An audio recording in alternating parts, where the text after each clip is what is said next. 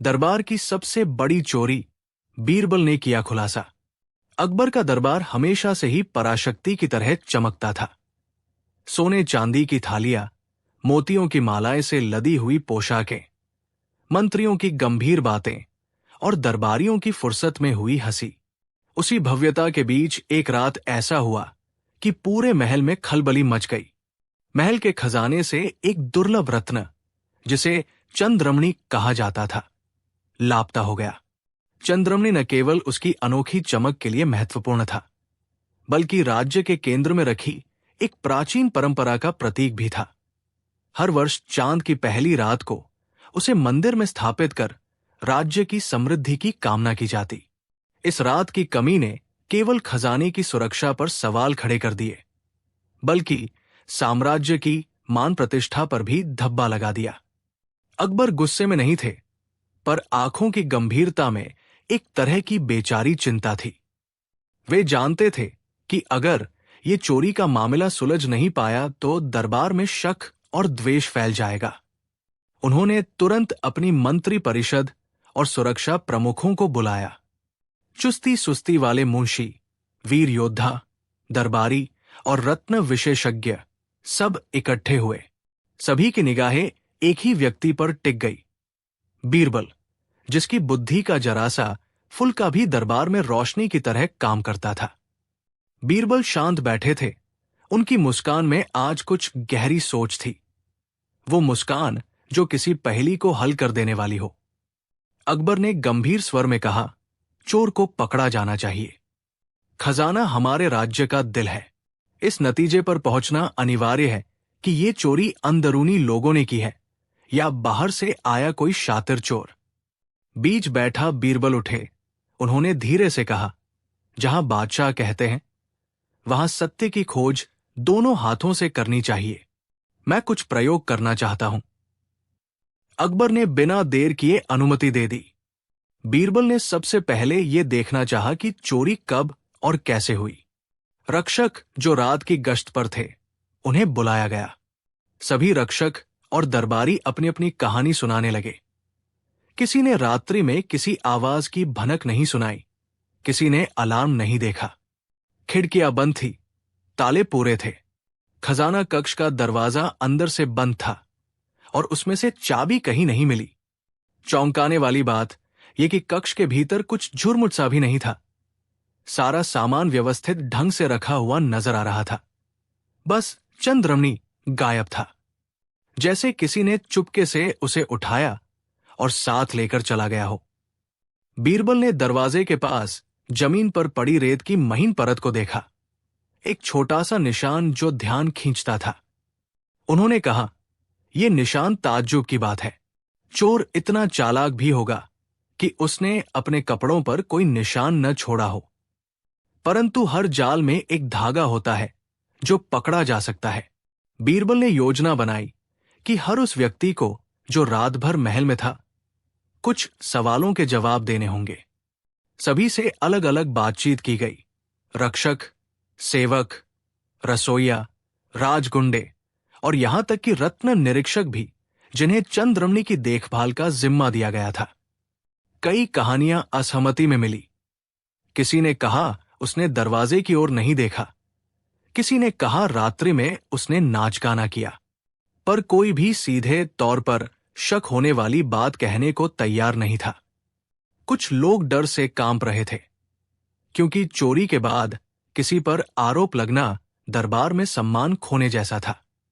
बीरबल के पास एक चतुराई भरी योजना थी। उन्होंने कहा, मैं हर किसी को रात का एक हिस्सा फिर से जिया हुआ अनुभव दिलाऊंगा। सबने आश्चर्य से देखा, कैसे? बीरबल मुस्कुराए और बोले, सपने और स्मृतियां भ्रामक हो सकती है, पर जब उन्हें प्रत्याशित कर दिया जाए और उस अनुसार अस्त व्यस्त कर दिया जाए तो सच अपने आप झलकता है। उस रात बीरबल ने महल में एक अनोखी व्यवस्था करा दी। खजाना कक्ष फिर से उसी तरह बंद किया गया, परंतु चंद्रमणि की जगह एक नकली पत्थर रख दिया गया। बड़ा नहीं, पर दिखने में हूबहू जैसा असली। साथ ही उन्होंने कक्ष के चारों ओर सावधानी से कुछ छोटी छोटी सूक्ष्म चीजें रख दी। ऐसी चीजें जिन्हें केवल वो व्यक्ति पहचान पाएगा जो असल चंद्रमणि को छू चुका था। ये एक प्रकार का परीक्षण था। असली चोर या जो चोर से जुड़ा था वो आत्मालोचना, घबराहट या किसी प्रकार के इशारे से स्वतः ही सामने आ जाता है। सुबह होते ही बीरबल ने दरबार बुलाया और बिना किसी पूर्व सूचना के हर उस व्यक्ति से कहा कि वे चंद्रमणि के पास जाए और उसे देखकर अपनी भावनाएं बताएं। जैसे ही लोगों की कतार बढ़ने लगी, कुछ चेहरे सचेत हुए, कुछ भयभीत। रत्न निरीक्षक ने सबसे पहले चलकर नकली चंद्रमणि का निरीक्षण किया और बिना किसी जिज्ञासा के बस कहा, यह असली जैसा है पर कुछ कम चमकदार। दूसरे निरीक्षक ने हाथ लगाया और कहने लगा कि पत्थर का ताप कुछ अलग था। हर किसी के जवाब सामान्य थे, पर बीरबल की आंखें कुछ अलग खोज रही थी। वे उन छोटे छोटे बदलावों की तलाश कर रहे थे जो एक अपराधी के मन में छुपे घबराहट के कारण हो सकते थे। तभी एक नौकर, जिसका नाम गुलाबदेव था, आंखों में झलक लाता हुआ आया। उसे अक्सर आदेश पालन में देखा जाता था और वो मेहनती पर शांत सभ्य था। उसने चंद्रमणि को देखा और अचानक उसकी बातों का तरीका बदल गया। पहले वो जैसे ठनका हुआ था और फिर उसने चुटकी कुहाली, एकदम अनायास। बीरबल ने उसकी नजरों को पढ़ा और पूछा, तुम क्या सोच रहे हो? गुलाबदेव ने झिझकते हुए कहा, महाराज, मुझे लगता है कि ये वही पत्थर नहीं है जिसे मैं पहले देखा था, पर क्या मैं गलत हो सकता हूं? उसकी आवाज में सचमुच का भय झलक रहा था। पर बीरबल ने शांतिपूर्वक कहा, डरने की कोई जरूरत नहीं है, बोलो जो तुमने देखा। गुलाबदेव की जुबान खुल गई। उसने बताया कि कुछ रातें पहले उसने देखा था कि एक भीतरी दरवाजे से कुछ धनुर्धर रूमानी रोशनी निकली थी। पर उसने सोचा कि कोई उत्सव है। उसने चंद्रमणि को दिन में देखा था और उसकी चमक अलग थी। उसका विवरण साधारण नहीं था। वो चंद्रमणि के नीचे एक सूक्ष्म सी काली रेखा का भी उल्लेख कर गया जो उसने पहले कभी नहीं देखी थी। बीरबल की आंखों में चमक आ गई। ये वो छोटा सा निशान था जिसे उन्होंने दरवाजे के पास देखा था। अब निशान की दिशा और कारण दोनों स्पष्ट होने लगे थे। बीरबल ने अगले कुछ दिनों में ध्यानपूर्वक उन लोगों का निरीक्षण किया जो रात के समय खजाना कक्ष के आसपास आते जाते थे। उन्होंने देखा कि एक नया नाम बार बार सामने आया, एक सज्जन जिसका नाम मिर्जा हसन था, जो हाल ही में अकबर की सहायता में आया था और उसने अपना परिचय एक धनिक व्यापारी के रूप में दिया था। वो थोड़ा अलग था। सहनशीलता नाम की कोई चीज उसके भीतर नहीं थी। लोग कहते थे कि वो हर चीज पर अपनी तिकड़म दिखाने वाला आदमी था। बीरबल की नजरें उसे पकड़ने लगी, पर प्रमाण चाहिए थे और प्रमाण बिना किसी पर आरोप लगाने योग्य नहीं थे। एक शाम बीरबल ने मिर्जा हसन के साथ छलपूर्वक मित्रता बढ़ाई और उसे अन्य दरबारियों के सामने सहजता से अपनी बातों में उलझाया। मिर्जा ने बिना सोचे समझे अपनी भव्यता और व्यापार कौशल का प्रदर्शन किया और उसे यह भी मौका मिला कि वो कुछ ऐसे शब्द बोले जिससे बीरबल को उसके मन की गहराई का पता चल सके। बीरबल ने देखा कि मिर्जा के पास वो तरीका था जिससे वो स्वयं की प्रशंसा करवा सकता था। पर सबसे महत्वपूर्ण बात यह कि मिर्जा को कई छोटे छोटे गहने और आभूषण दिखाई देने पर अजीब सी तिलमिलाहट होती थी। एक संकेत जो बीरबल की आंखों में महल के अतीत की कई चोरियों की झलक दे गया। बीरबल ने अब एक और योजना सोची। उन्होंने महल के भीतर एक नाटक जैसा पर्यावरण बनाया। उन्होंने ये खबर फैलवा दी कि अगले हफ्ते चंद्रमणि की असली वापसी होगी और राज्य का एक बड़ा उत्सव होगा। साथ ही उन्होंने ये संकेत भी छोड़ा कि चोर बहुत मूर्ख था और उसने चंद्रमणि के बारे में ऐसा कुछ कहा था जो केवल अंदरूनी लोग ही जानते थे। ये अफवाह धीरे धीरे फैल गई और मिर्जा की चिंता दिखने लगी। उसने कई बार ऐसी बातों का उल्लेख किया कि वो इस चोरी को किसी तरह से अपने फायदे में बदलना चाहता था। बेईमानी का रंग धीरे धीरे उसके व्यवहार पर आ रहा था। एक रात बीरबल ने महल की सबसे बड़ी बैठक बुलाई और उसने सबके सामने एक टोकरी रखी जिसमें कुछ मिट्टी के टुकड़े और कुछ कपड़े की परतें थी। फिर उन्होंने कहा, चोर को पकड़ना केवल धरोहर की रक्षा नहीं, बल्कि हमारे सामूहिक विश्वास की रक्षा भी है। मैं चाहता हूं कि हम सभी मिलकर ऐसा व्यवहार करें कि चोर स्वयं प्रकट हो। सबने हैरानी से देखा। बीरबल ने आगे कहा, चोर के मन में जो भय होगा वो उसे किसी न किसी रूप में गलती करने पर मजबूर कर देगा। अगले कुछ दिनों में बीरबल ने महल में छोटे छोटे संकेत छिपा दिए। एक चूना की परत, एक टूटे हुए मोमबत्ती का टुकड़ा, एक मुड़े हुए तार का छोटा सा हिस्सा। ऐसे संकेत जो किसी भी चोर के हाथ पर असहज रूप से चिपक जाते।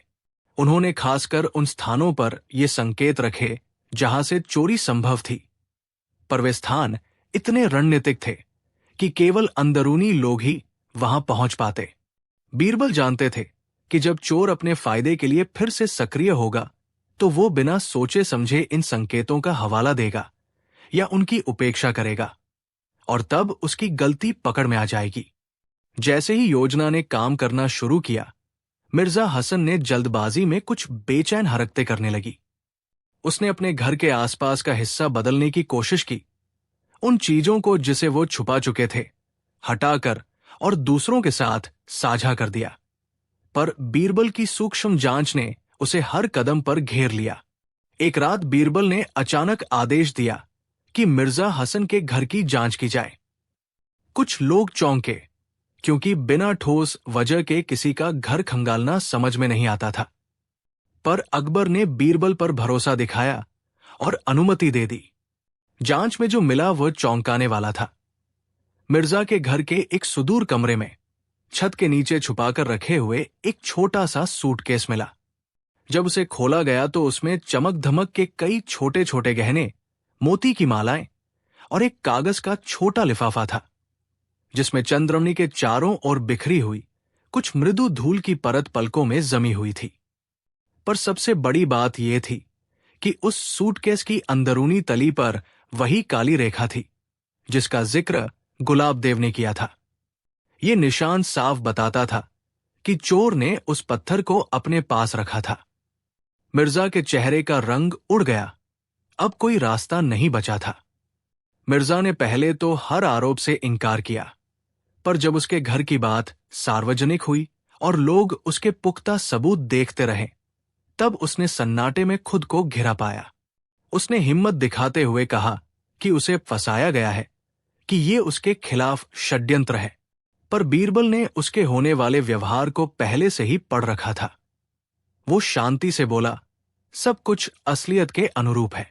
अकबर की आंखें कठोर थी और उन्होंने कहा, यदि तुम्हारे खिलाफ साक्ष्य है तो तुम्हें सजा मिलेगी।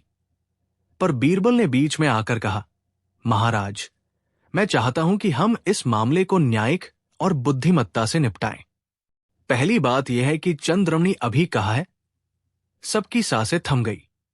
मिर्जा ने झट से कहा, मैंने उसे बेच दिया। मैंने सोचा कि वो किसी धनिक को बेचकर अपना व्यावसायिक कर्ज चुका दूंगा। वो स्वीकारोक्ति जैसे एक भूचाल की तरह थी, पर उसी में एक और मोड़ था। मिर्जा ने बताया कि उसने पत्थर एक व्यापारी को बेच दिया था, जो शहर के बाहर एक अजनबी था। उसने कहा कि वो उसे चिट्ठी के जरिए बताएगा कि उसे कहां मिलेगा। पर समस्या ये थी कि मिर्जा ने पत्थर की जगह सार्थक नकल दी थी और असल चंद्रमणि कहीं और थी, कहीं ऐसी जगह जहां कोई उसे सुरक्षित रख रहा था। मिर्जा की ये भावना भय और आत्मकलंक दोनों से त्रस्त थी। वो किसी भी तरह की दया नहीं चाहता था, पर उसका अपराध एक राजकीय वस्तु का अपमान था। बीरबल ने स्थिति के उन हिस्सों को जोड़ना शुरू किया जो अन्यथा टूटे हुए टुकड़ों में दिखाई दे रहे थे। वो समझ गए कि ये चोरी किसी ऐसे व्यक्ति की रचना नहीं थी जिसे सिर्फ पैसे की लालसा हो।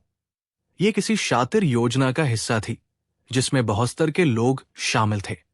उन्होंने निकट भविष्य की घटनाओं का अनुमान लगाया और कहा, चोर वही होगा जो चंद्रमणि की वैभवता को खुद अपने लिए नहीं, बल्कि किसी उच्च सत्ता या किसी गुप्त समूह के लिए इस्तेमाल करना चाहता होगा। ऐसा कोई जो महल की गरिमा को सत्ता के खेल में मोड़ना चाहेगा। बीरबल की जांच में धीरे धीरे एक और पुराना चेहरा सामने आया। एक व्यक्ति जिसका नाम अजीजुद्दीन था, जो कुछ समय पहले राज्य की बाहरी सीमाओं पर तैनात रहा और उसके बाद अचानक महल का दौरा करने लगा। अजीजुद्दीन का व्यवहार झपकी लेने वाला था। वो ज्ञान दिखाने में तेज था और लोगों को आश्चर्यचकित करने में माहिर। बीरबल ने देखा कि अजीजुद्दीन की आय और उसकी संपत्ति का कोई ठोस हिसाब नहीं था। जब उन्होंने उसे नजदीक से परखा तो अजीजुद्दीन की नींद में दरार दिखी। वो कुछ अजीब रूटीन में आया करता था, मानो किसी खास समय पर वो किसी भूरे रंग के कपड़े में महल के आसपास आता था। बीरबल ने अब सभी सुरागों को जोड़ने की ठानी। उन्होंने दरबार में एक व्यवस्था की। हर उस व्यक्ति की जांच जिसके पास हाल में चांदी या सोने के काम के हुनर का अनुभव रहा हो। साथ ही उन्होंने बाहर के व्यापारियों के साथ गुप्त बातचीत की, ये पता लगाने के लिए कि किसी ने गायब रत्न के बारे में कोई अफवाह तो नहीं उड़ाई। इन प्रयासों से एक और चौंकाने वाली जानकारी मिली। अजीजुद्दीन अक्सर रात को अनुशासित होकर शहर के पुराने हिस्सों में आता और वहां एक छोटी सी तख्तगिरों वाली सभा में मिलता था, जहां लोग गुप्त रूप से व्यापार और सोने चांदी की खनन योजनाएं बनाते थे। ये गुप्त मंडली किसी छुपे हुए हित के लिए काम कर रही थी और चंद्रमणि उनकी महत्वपूर्ण निशानी बन सकती थी। बीरबल ने फिर से अपनी चतुराई दिखाई। उन्होंने महल में एक अत्यंत अनुमानित सभा का आयोजन किया, जिसमें उन्होंने आने वाले मेहमानों से कहा कि वे अपनी ज्वेलरी और मूल्यवान वस्तुएं साथ लाएं। असल में बीरबल का मकसद था कि वो उन लोगों के चेहरे पर प्रतिक्रिया देखें जो चंद्रमणि की वापसी से भयावह होंगे। सभा में उपस्थित लोग बहुत भारी भरकम आभूषण लेकर आए और मीठी बातें करते रहे, पर जहां बीरबल की नजर थी वही उसे कुछ संकेत मिले। अजीजुद्दीन की आंखें हर बार चढ़क उठती। वो नहीं चाहता था कि चंद्रमणि सार्वजनिक रूप से दिखे और उसे ये चिंता थी कि इससे उसकी गुप्त मंडली का उद्देश्य विफल हो जाएगा। एक रात बीरबल ने अचानक अफवाह फैलाई कि चंद्रमणि एक गुप्त सुरंग के नीचे छुपा हुआ है। यह सुनते ही अजीजुद्दीन बेचैन हुआ और साहस दिखाते हुए उसने कहा कि वह चंद्रमणि की तलाश में मदद करेगा। बीरबल ने उसे चुनौती दी, यदि वह सचमुच मदद करता है तो क्या वह साबित कर सकता है कि वो निर्दोष है? अजीजुद्दीन ने बड़े आत्मविश्वास से कहा कि वो किसी भी परीक्षण से गुजर सकता है। बीरबल ने कहा कि सत्य का परीक्षण सरल है। जो व्यक्ति सत्यवादी है उसके पास भय नहीं होता, पर जो झूठ में लिपटा है वो हमेशा अपनी बातों और कदमों में असंगति रखेगा, जिन्हें आमतौर पर अनसुना माना जाता था। इन शर्तों का अर्थ और परिणाम समझने हेतु बीरबल को विशेष निरीक्षक की जिम्मेदारी दी गई। बीरबल ने बिना देर किए स्वीकार कर लिया। उनके भीतर यही भाव था, हर नियम के परे उसका मानवता पर क्या असर पड़ता है उसे समझना आवश्यक है। पहली शर्त थी सत्य की अनुगूंज। इस शर्त के अनुसार महल के खुले न्यायिक मंच पर कौन भी नागरिक, चाहे वो किसी भी हालत में हो, सीधे बादशाह के सामने अपने मन की बात कह सकता था और उस पर तुरंत चर्चा होगी। पर शर्त में एक कवायद छिपी थी। उन लोगों को जो अपने आप को विचारशील या सही समझते थे, उन्हें केवल सुनना पर्याप्त नहीं रहेगा। उन्हें अपने अधिकारों और दायित्वों पर भी खुलकर बोलना होगा। बीरबल ने अकबर को समझाया कि सत्य बोलने की स्वतंत्रता तब तक मूल्यवान है जब सुनने वाला भी वही व्यवहार दिखा सके, संभाव और निष्पक्षता। अकबर ने व्यवस्था की, हर सप्ताह एक दिन आम जनता के लिए खुला रहेगा और जो चाहे अपनी दिक्कतें और सवाल उठा सकता है। दूसरी शर्त कुछ अलग थी, भोजन में समानता। साधारणतः भोजन की व्यवस्था महल और सैनिकों के लिए अलग होती थी। गरीबों के लिए भी कुछ भोजन के इंतजाम थे, पर अकबर ने आदेश दिया कि इस महीने हर रोज चौपाल में एक ऐसा भोजन रखा जाएगा जहां किसी भी वर्ग का व्यक्ति आकर बैठकर खा सकता है, बशर्ते वो खाने से पहले किसी एक की समस्या का हल सुझाए। ये शर्त सुनकर दरबारियों ने पहले कसे भौंहे, पर बीरबल जान चुके थे कि अकबर का मकसद झूठे अहंकार और दिखावे की परतें हटाना है। जब बड़ी बड़ी हस्तियां सबके साथ भूख मिटाने बैठेंगी और साथ में किसी दुख का हल सुझाएंगी, तो सोचिए कि किसी गांव के किसान का मन क्या खुल जाएगा। बीरबल ने कहा, यह शर्त लोगों में सामंजस्य और सहानुभूति बढ़ाएगी, पर इसे कुशलता से लागू करना होगा ताकि दिखावे का रूप न ले ले। तीसरी शर्त थी, दूसरों की गलतियां अपने भीतर देखना। हर मंत्री और दरबारी को एक सप्ताह के लिए ऐसे काम करने होंगे जो आम लोगों के कार्यों की तरह होंगे। खेत में हल चलाना, बाजार में सामान बेचने का अनुभव करना, विद्यालय में बच्चों को पढ़ाना। अकबर ने ये इसलिए रखा कि जो लोग प्रशासन करते हैं उन्हें सहजता से समझना चाहिए कि जनता की जिंदगी कैसी है। कुछ लोगों ने कहा कि यह अपमानजनक है, पर अकबर के कहने पर बीरबल ने इस शर्त का संचालन किया और लोगों को यह दिखाया कि काम का ठोस अनुभव अक्सर दया और निष्पक्षता की नींव बनता है। बीरबल ने स्वयं भी 2 दिन एक गरीब परिवार के साथ रहकर उनके कामकाज को समझा और उनकी इतनी सूक्ष्म बातें नोट की कि बादशाह भी प्रभावित हुए। चौथी शर्त थी, अनसुना पत्र। राज्य की बड़ी बड़ी शिकायतों और प्रशंसाओं से परे हर गांव-गली में कुछ अनकहे रह जाते थे। यही बातें अकबर तक पहुंचनी चाहिए थी। इसलिए यह शर्त रखी गई कि कोई भी नागरिक बिना नाम बताए महल को अपनी समस्या, सुझाव या इच्छा एक पत्र में भेज सकता है और उसे गुप्त तरीके से जांचा जाएगा। इस शर्त का मकसद था कि लोग बिना भय के अपनी बातें कह सकें, पर दूसरी ओर यह भी था कि जो शक्तिशाली लोग किसी की आवाज दबाते हैं वे अब छुप नहीं सकेंगे। बीरबल ने कहा कि इस व्यवस्था के साथ गुप्त जांच और उचित पारदर्शिता भी जरूरी होगी ताकि षड्यंत्र और बदनामी का दुरुपयोग न हो सके। 5वीं और सबसे विचित्र शर्त थी, अनसुनी दयालुता। इसमें कहा गया कि महीने के अंतिम 7 दिनों में महल के दरबारियों एवं अधिकारियों को कोई आदेश किसी भी हालत में व्यक्ति के प्रति दया और सौहार्द से निभाना होगा, भले ही नियम कड़ाई के साथ लागू हों। इसका तात्पर्य यह था कि कानून हार्दिक और मानवतावादी होकर ही न्यायपूर्ण सिद्ध होता है। अकबर ने इसे इसलिए रखा कि विधि केवल कागजों का खेल न बने, वो लोगों के जीवन को बेहतर बनाए। बीरबल ने इसे मनोच्छा का प्रशासन कहा। कानून में दिल की जगह होना जरूरी है।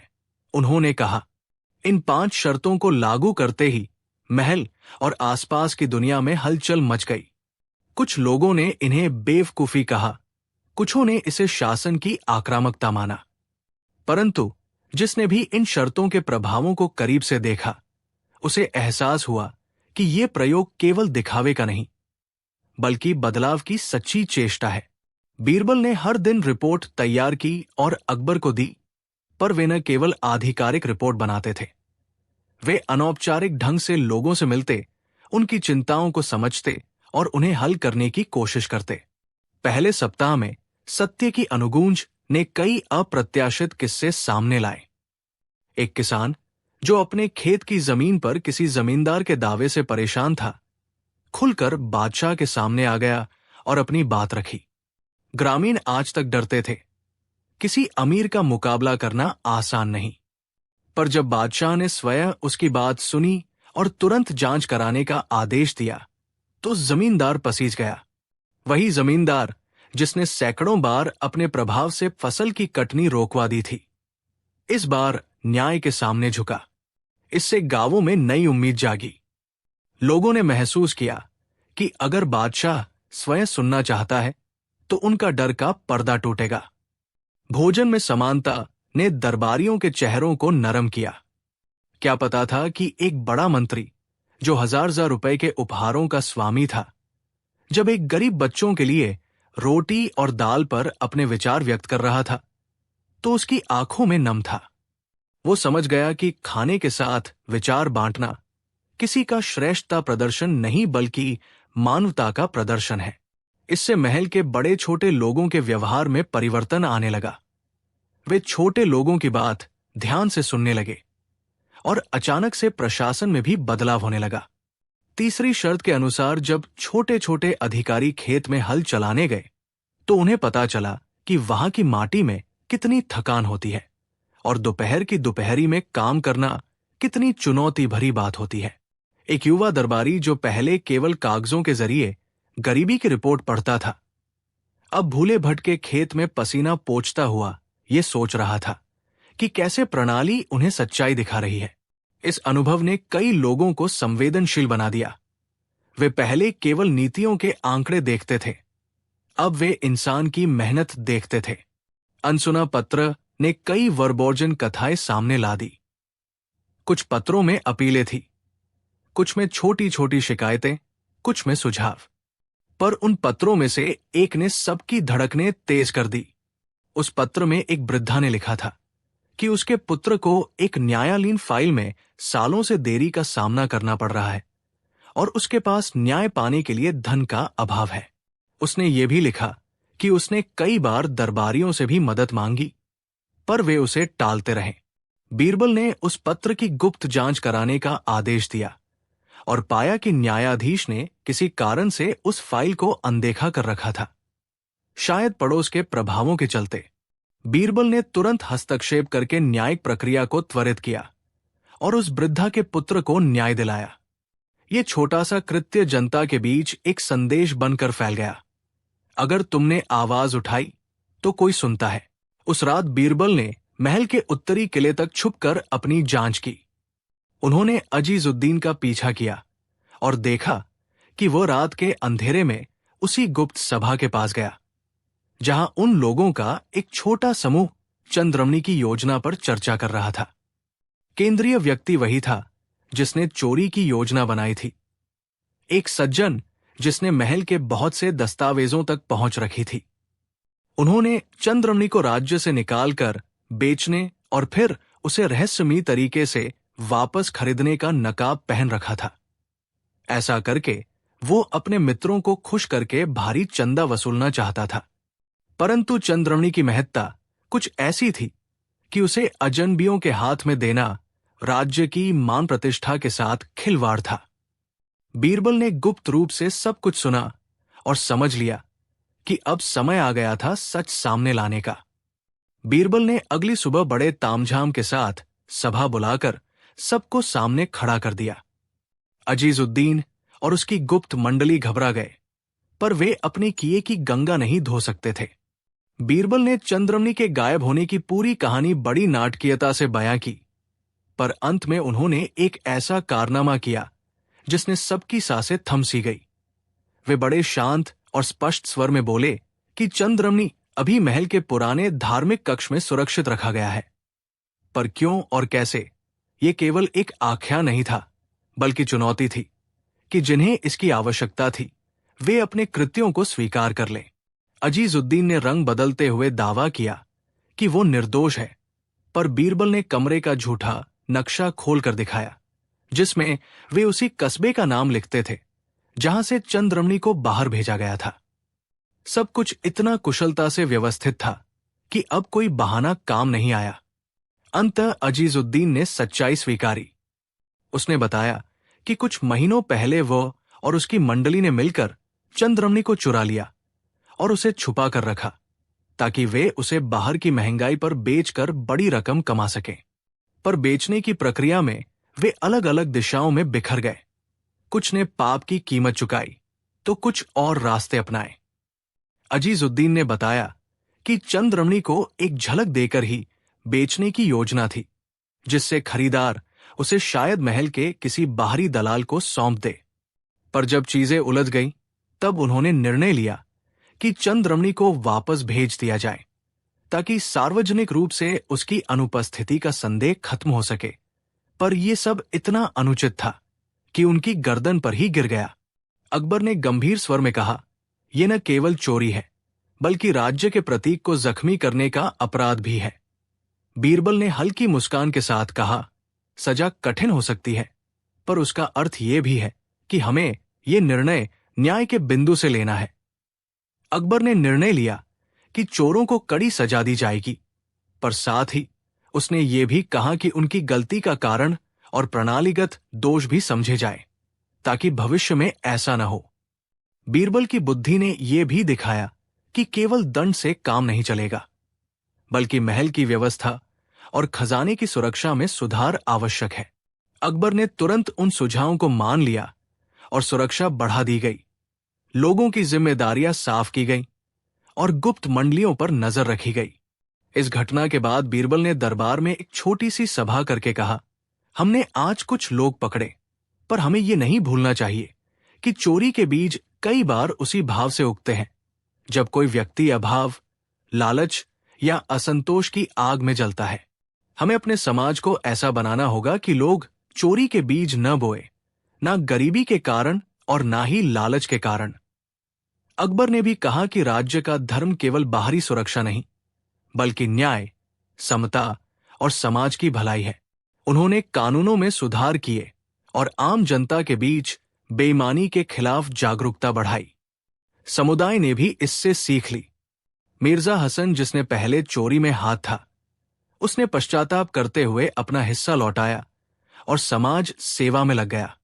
बीरबल ने उसे एक दिशा दी जिससे उसकी योग्यता समाज को लाभ पहुंचा सके।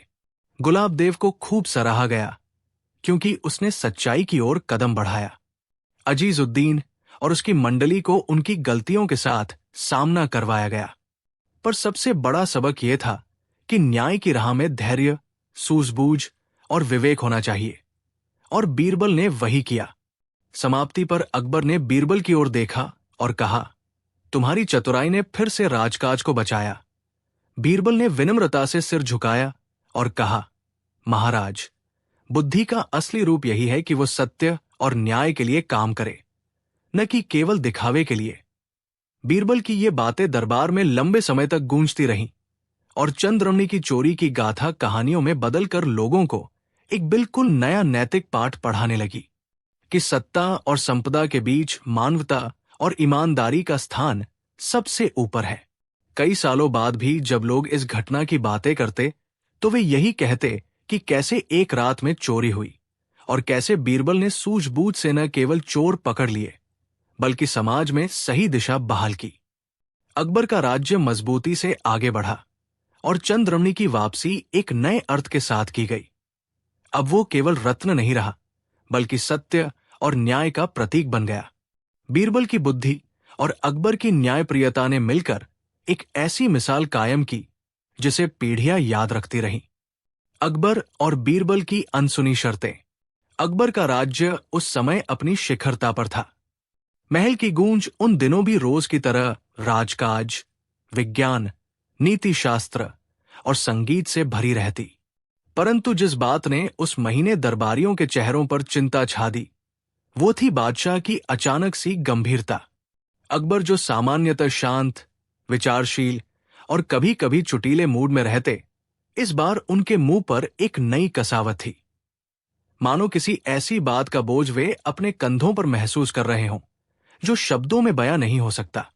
किसी ने दरबार में हिम्मत जुटाकर पूछा, महाराज, आज आपकी चित्तवृत्ति असाधारण लग रही है, क्या कोई खास बात है? अकबर ने धीरे से कहा, आज मुझे कुछ सोचने को मिला है। मैंने सोचा है कि हमारे न्याय के हवाले जो नियम और शर्तें हैं, उन्हें केवल लिखे और बोले जाने भर से काम नहीं चलेगा।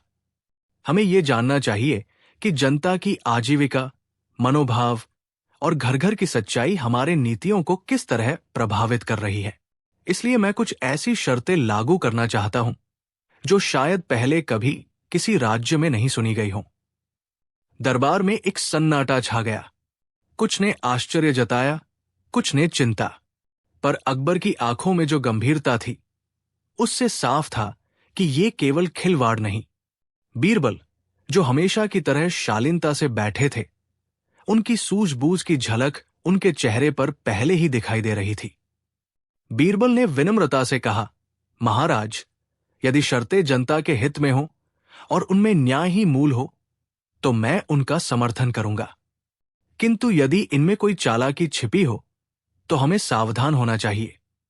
अकबर मुस्कुराए, लेकिन उनकी मुस्कान में व्यंग्य की झलक थी। उन्होंने कहा, तुम्हारी बातों में मर्म है बीरबल।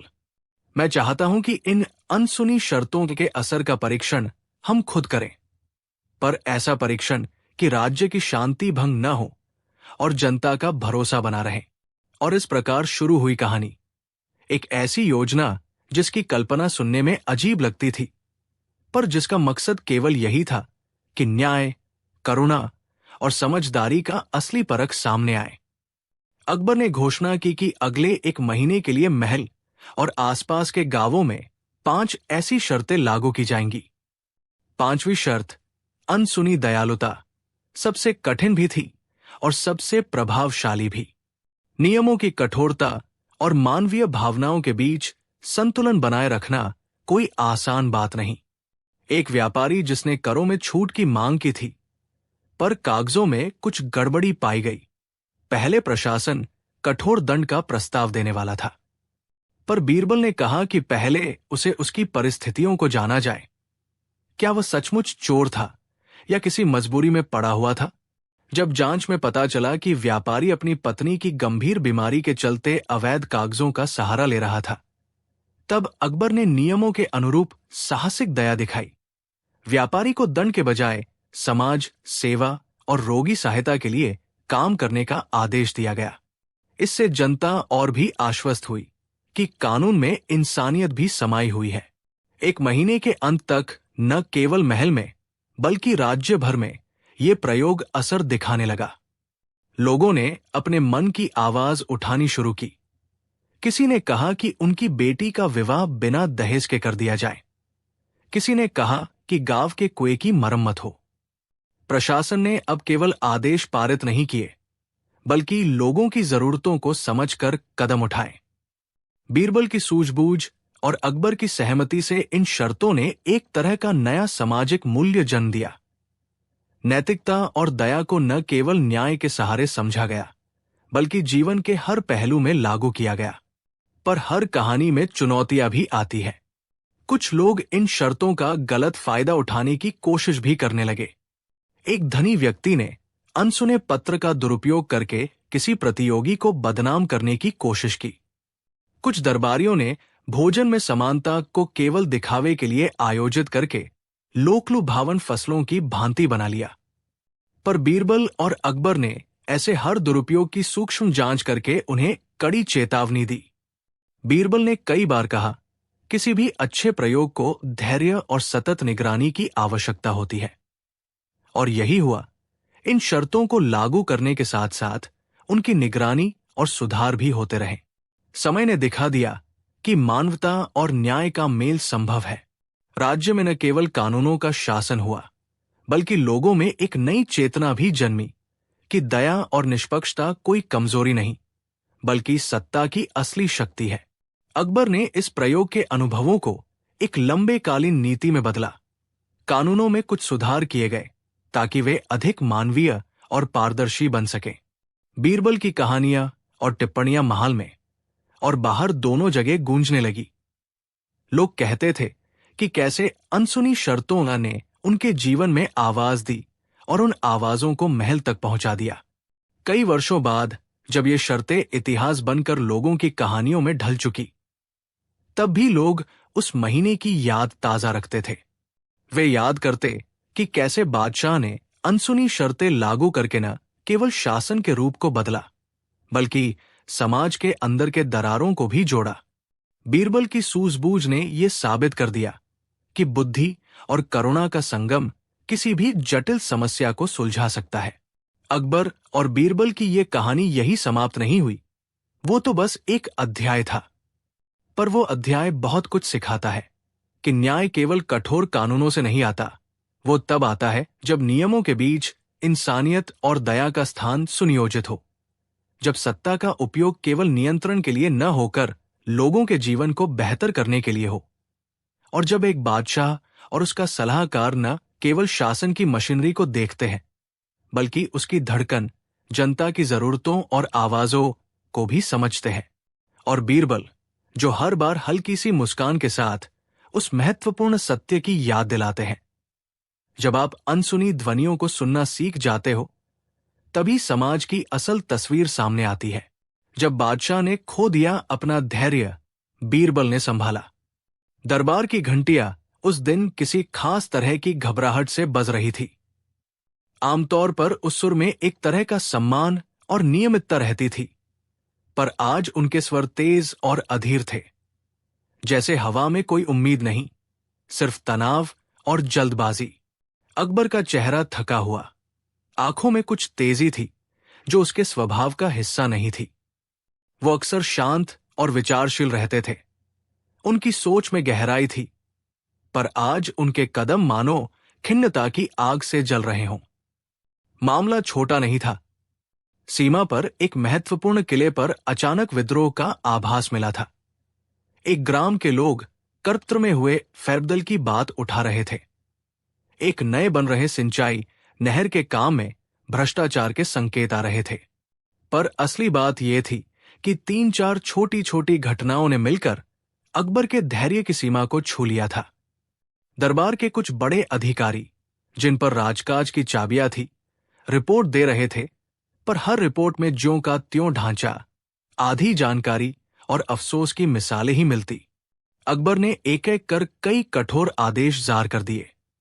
दोषियों को कठोर दंड दिए जाने, बिना देरी के मुकदमों को निपटाने और किसी भी प्रकार की कोताही बर्दाश्त न करने के फरमान। उनके शब्दों में वो तेज थिरक रहा था, जिसे सुनकर दरबार के अनेक मुखों से डर के भाव झलकने लगे। बीरबल खामोशी से बैठे थे और उनकी आंखों में चिंता के साथ एक अजीब सी समझदारी भी झलक रही थी। वे अक्सर बादशाह के झटके दिल मूड को पढ़ जाते थे, क्योंकि जहां अकबर का प्रेम और दया होता था, वहीं उनकी एक झल्लाहट भी थी जब न्याय या व्यवस्था बाधित होती थी। पर आज बीरबल को लगा कि बादशाह की तीव्रता सामान्य से परे है। ये केवल क्रोध नहीं, बल्कि धैर्य का टूटना है, और धैर्य टूटे बिना भी एक राज्य चलता है, पर जब शासक का धैर्य टूटे तो परिणाम विनाशकारी हो सकते हैं। बीरबल ने मुलायम स्वर में कहा, महाराज, जो समस्याएं आप बता रहे हैं, वे बाहर से नहीं आती, वे अंदर की जड़ों से उभरती है। यदि आप आज तुरंत कठोरता दिखाएंगे तो हल तो मिलेगा, हो सकता है, पर साथ में वह सामाजिक विश्वास भी टूट जाएगा जो पनाह देता है समस्त राज्य को। अकबर ने उनकी ओर देखा, आंखों में आग और दिल में कुछ टूटने सा भाव था। मुझे धैर्य नहीं रह गया है बीरबल, उन्होंने कहा। हर बार कुछ न कुछ गड़बड़ निकल आता है। लोग अपने फायदे के लिए नियम तोड़ देते हैं, अधिकारी अपने पद का दुरुपयोग करते हैं। क्या मैं हर ऐसे दोषी पर दंड नहीं करूं? क्या मेरे राज्य को अनुशासन की आवश्यकता नहीं? बीरबल ने धीमे से कहा, महाराज, अनुशासन जरूरी है, पर क्या अनुशासन केवल सजा देने से आएगा? क्या दंड ही एकमात्र शिक्षक है? आपके आदेश आज जितने कठोर हैं, उतनी ही तेजी से वे हलचल भी पैदा कर देंगे। लोग झटपट समाधान ढूंढने लगेंगे, पर असली कारणों को दबाकर। अकबर का मुंह कड़काया।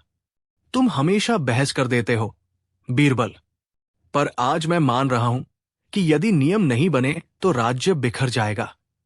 बीरबल ने कहा, तब हमें ऐसा करना चाहिए कि हम नियम और मानवीयता दोनों को साथ रखें। पर पहले यह जानना जरूरी है कि किन कारणों से लोग नियम तोड़ रहे हैं। उनकी आवाज में उस तरह की ठंडक थी जो आग में पानी डाल दे। अकबर ने गुस्से में न पूछकर, बल्कि सोचकर कहा, ठीक है, तुम जांच करो, पर जल्दी करो। बीरबल ने तुरंत एक योजना बनाई। उन्होंने समझा कि एक शासक का धैर्य खोना केवल प्रशासनिक मुद्दे नहीं, बल्कि समाज में व्याप्त असंतोष और अनिश्चितता के संकेत भी है।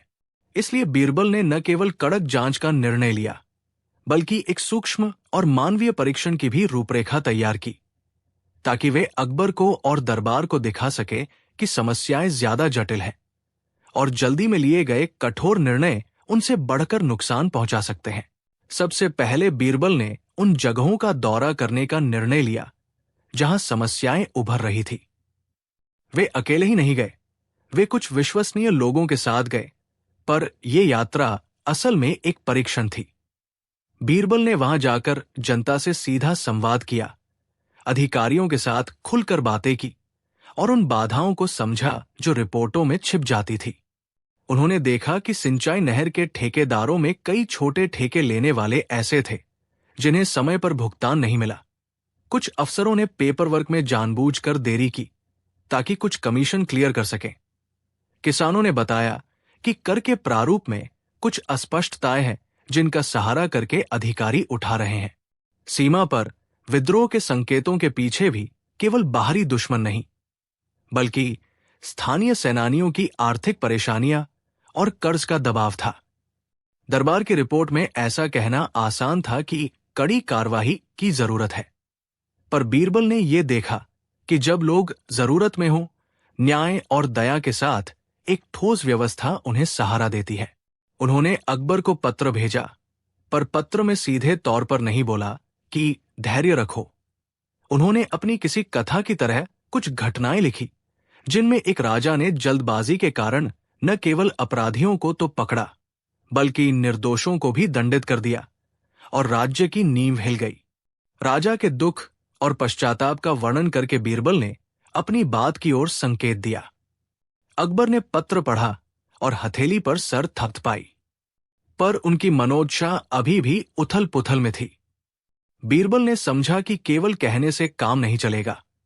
उन्हें एक प्रदर्शनी, एक ऐसा आयोजन करना होगा जो न केवल अकबर को बल्कि दरबार के सभी सदस्यों को यह दिखाएं कि उनकी जल्दबाजी किस तरह क्षति पहुंचा सकती है। उन्होंने प्रस्ताव रखा कि एक न्याय मेला आयोजित किया जाए, जिसमें पांचों विभागों के दोषियों के मामले सार्वजनिक रूप से परखे जाए, पर परीक्षण यह होगा कि क्या वे दोषी वास्तव में दोषी हैं, क्या सिस्टम में खामी है और क्या दंड से पहले सुधार की गुंजाइश है। अकबर ने, जो अभी भी आधे विचार से संतुष्ट नहीं थे, पूछा कि ऐसे करने से क्या फायदा होगा। बीरबल ने सरलता से कहा, महाराज, जब हर आंसू को देखा और सुना जाएगा, तभी आप समझ पाएंगे कि कहाँ दया, कहाँ कड़ा नियम चाहिए। मेला लगा, इसमें जीवन की सच्चाइयां सामने आई। सबसे पहले सामने आया वो मामला जो सिंचाई नहर से जुड़ा था। रिपोर्ट में ठेकेदारों पर भ्रष्टाचार लिखा था। अकबर की पहली प्रतिक्रिया थी कि दोषियों को फांसी देकर मिसाल कायम करनी चाहिए, पर बीरबल ने कहा कि पहले हम व्यवहार देखें।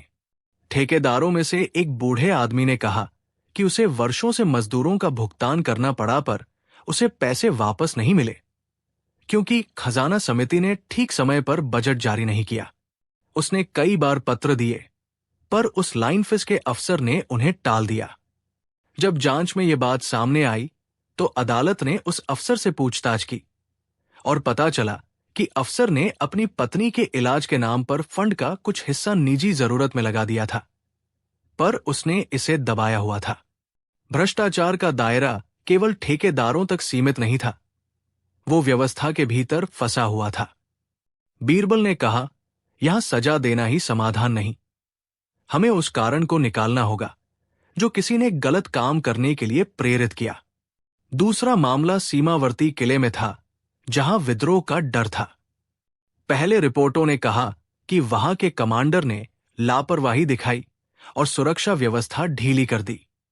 अकबर के मन में तुरंत दंड का विचार आया, पर बीरबल ने गूंजती आवाज में पूछा कि क्या कमांडर को समय पर सैनिक बल और राशन मिले थे।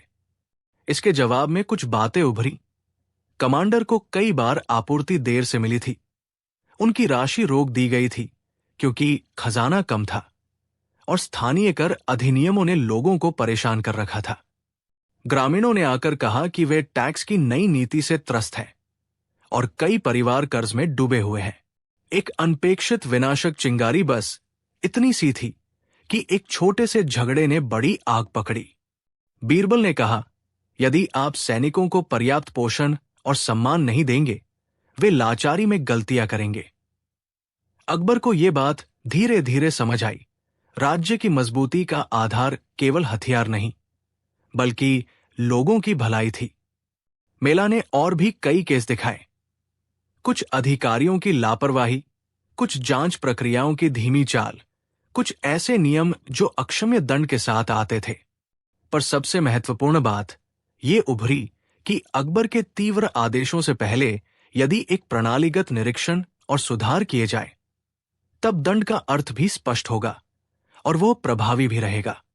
बीरबल ने कहा, कठोर दंड का असर तभी टिकेगा जब लोग ये समझें कि सिस्टम निष्पक्ष है और उन्होंने मौका पाकर सुधार कर लिया है। सबसे पहले बीरबल ने उन जगहों का दौरा करने का निर्णय लिया जहां समस्याएं उभर रही थी।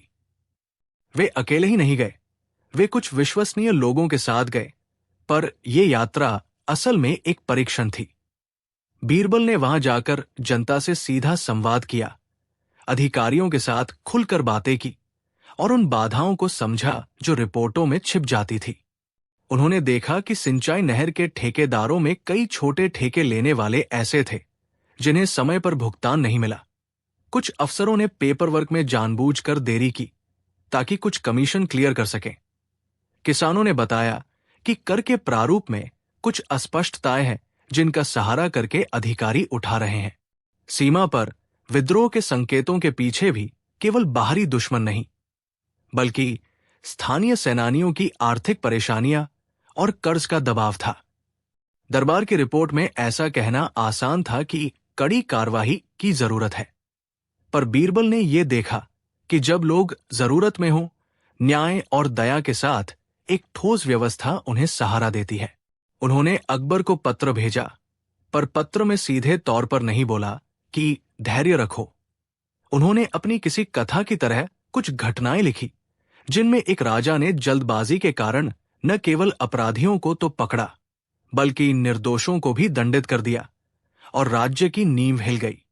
राजा के दुख और पश्चाताप का वर्णन करके बीरबल ने अपनी बात की ओर संकेत दिया। अकबर ने पत्र पढ़ा और हथेली पर सर थपथपाई, पर उनकी मनोदशा अभी भी उथल पुथल में थी। बीरबल ने समझा कि केवल कहने से काम नहीं चलेगा।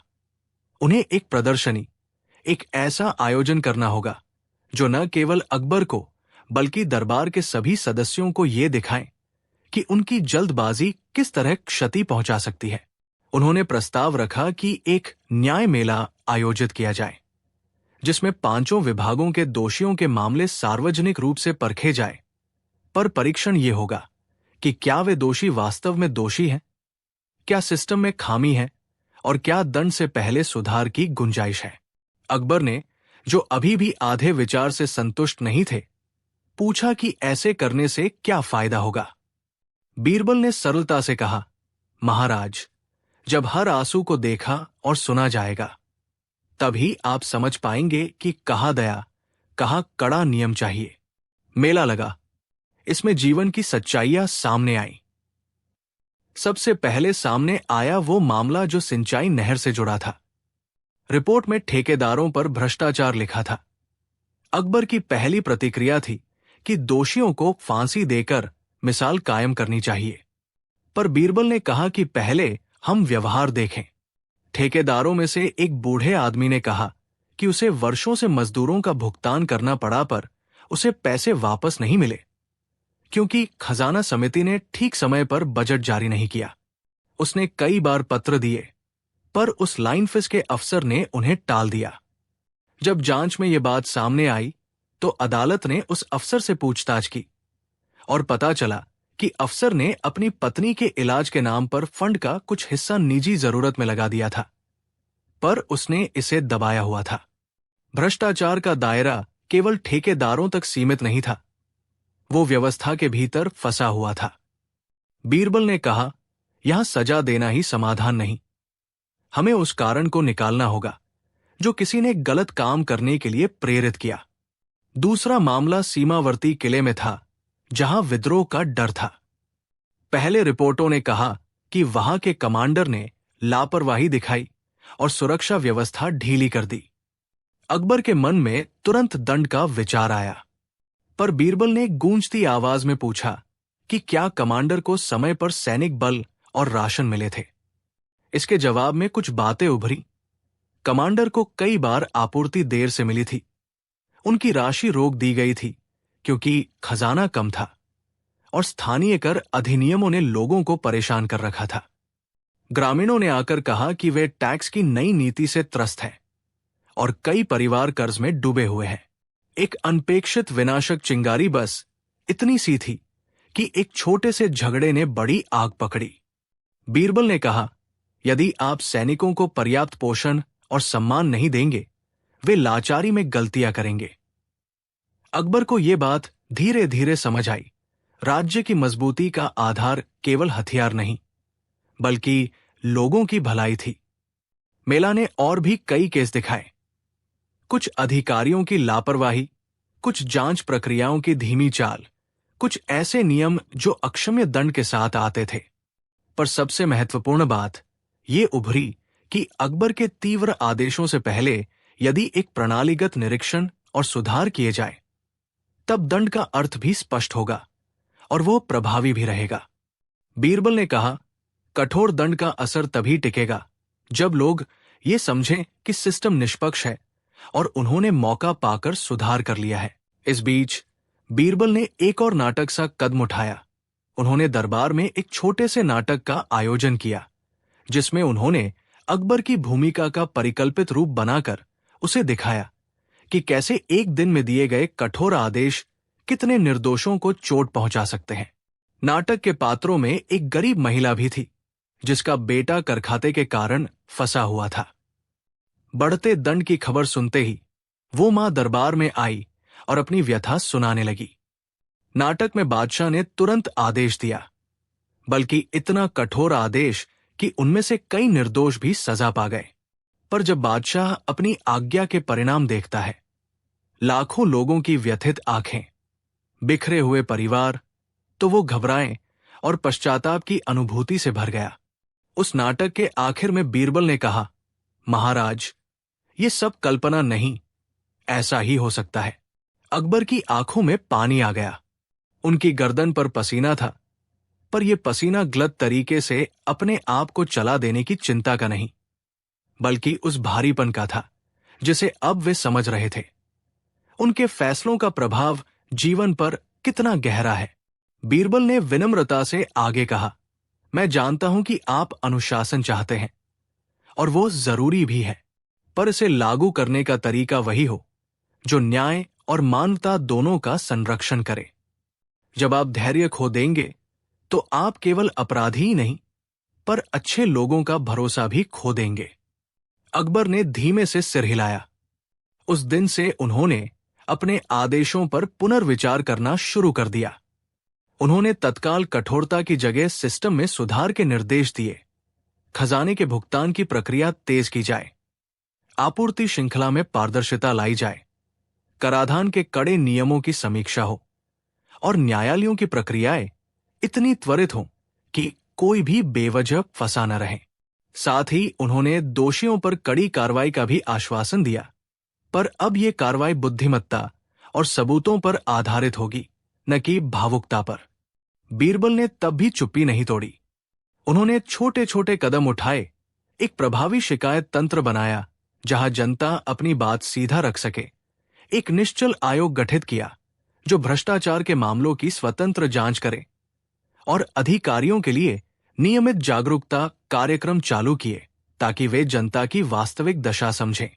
अकबर ने इन सभी सुझावों को शीघ्रता से लागू किया और खुद भी उन घटनाओं में शामिल होकर जनता से मिलने लगे। उनके इन अचानक बदलावों ने लोगों में नई आशा जगा दी। उन्होंने देखा कि एक राजा का धैर्य और संवेदनशीलता ही उसकी सबसे बड़ी शक्ति है। समय के साथ राज्य में स्थिति सुधरने लगी। भ्रष्टाचार के कुछ मामले उभरे और सजा पाई, पर साथ में कई लोगों को सहायता भी मिली। कर्ज माफी, समय पर अनुदान और कानूनी सहायता।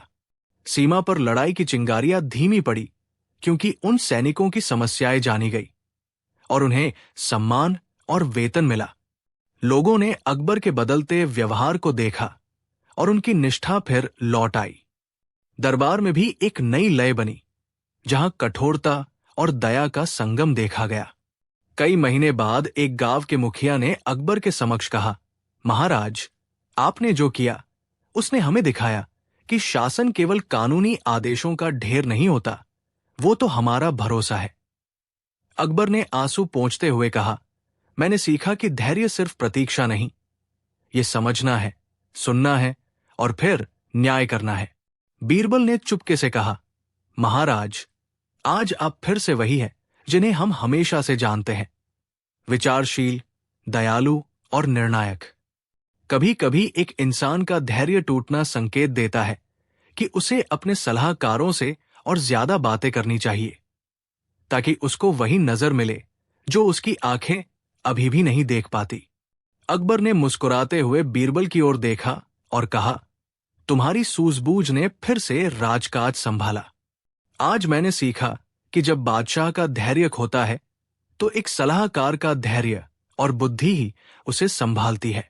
समाप्ति पर बीरबल ने कहा, धैर्य न केवल शक्ति को बांधे रखता है, बल्कि उसे सही दिशा देता है, और जब वो दिशा खो जाए तो सिर्फ दंड नहीं, पर समझ और सुधार ही उसे लौटाते हैं। और इसी तरह अकबर का राज्य फिर से व्यवस्थित हुआ।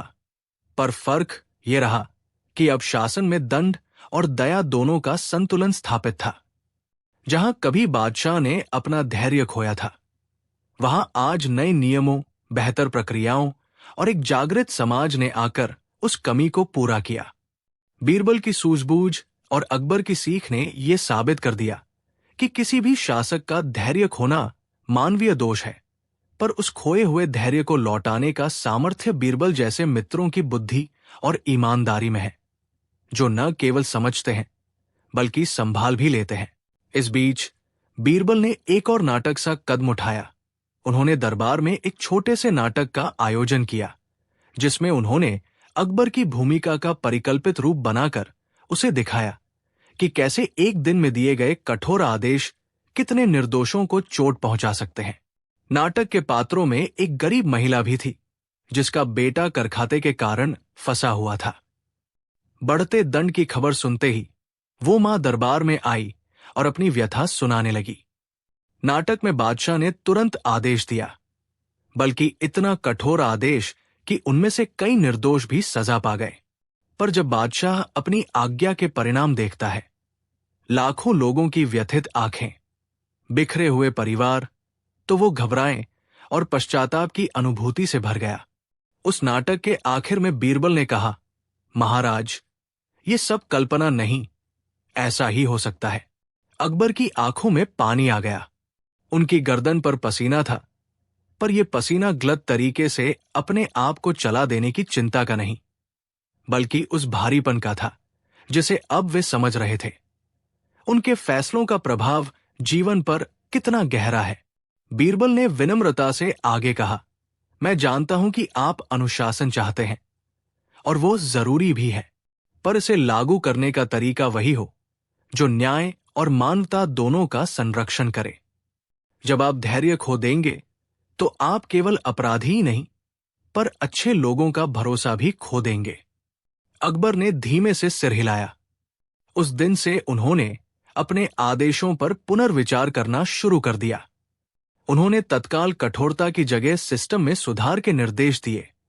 खजाने के भुगतान की प्रक्रिया तेज की जाए, आपूर्ति श्रृंखला में पारदर्शिता लाई जाए, कराधान के कड़े नियमों की समीक्षा हो, और न्यायालयों की प्रक्रियाएं इतनी त्वरित हों कि कोई भी बेवजह फंसा न रहे।